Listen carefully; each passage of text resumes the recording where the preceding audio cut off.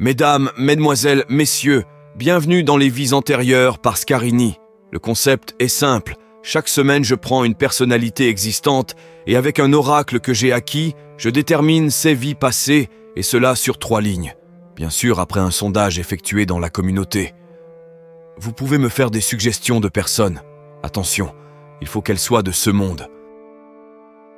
Et avant de commencer, je tenais à souhaiter la bienvenue aux nouveaux abonnés.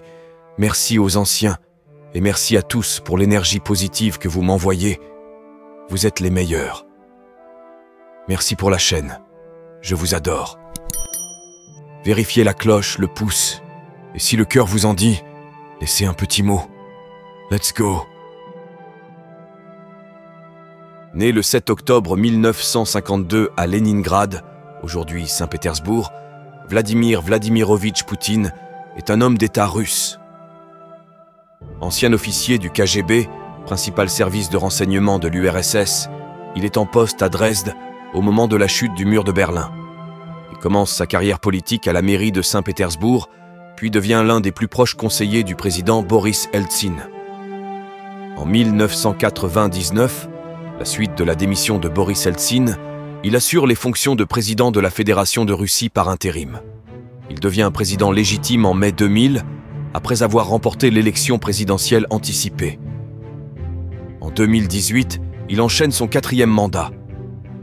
2 ans plus tard, il fait adopter par référendum la non-limitation des mandats présidentiels dans le temps, ce qui lui permettrait de se maintenir jusqu'en 2036 au pouvoir et en 2022, il déclenche l'invasion militaire de Luc.Rennes.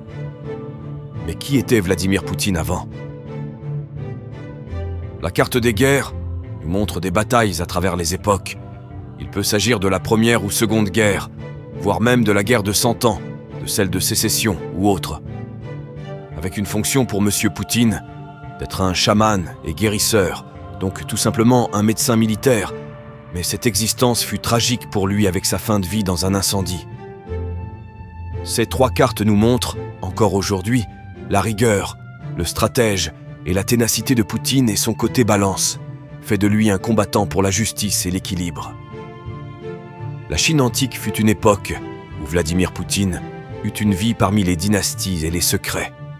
Cette Chine antique avec ses palais d'or et de jade fut une vie de paix ou de guerre, car les dynasties ont duré 200 ans et on mourait jeune en ces temps. Encore une carte en lien avec la spiritualité, et pas des moindres, la sorcière, qui affirme que Poutine fut une femme en Chine antique avec sûrement un lien médiumnique. Mais cette vie fut pour lui rongée par le lien de culpabilité, et voilà pourquoi aujourd'hui, il se bat pour son peuple, et surtout anticipe tous les coups de ses adversaires.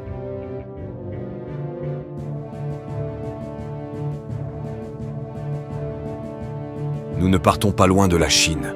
Nous voici dans le Japon ancien de Kodai et Meiji, une ère qui a duré 1000 ans. Entre samouraïs et geishas, cette société fut aussi la révélation de grandes philosophies et de spiritualité, ce qui fait de lui un bon orateur et sûr avec une grande intelligence. Mais pour Poutine, elle ne fut pas si belle que cela cette vie, car une grande partie fut celle d'esclaves ou de prisonniers, avec une suppression de liberté et d'asservissement. Encore aujourd'hui, Vladimir Poutine se bat pour les libertés, mais en supprime aussi certaines. Encore une affaire d'équilibre. Cette vie d'esclave fut interrompue soudainement, par une mort lors d'une catastrophe naturelle. Peut-être que grâce à cela, M. Poutine eut enfin retrouvé une délivrance pour sa liberté.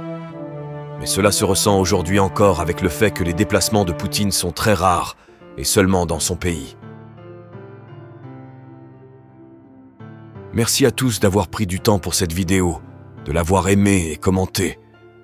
Je vous donne rendez-vous la semaine prochaine avec une autre personnalité. Portez-vous bien, restez dans la positivité. Bonne semaine et à bientôt.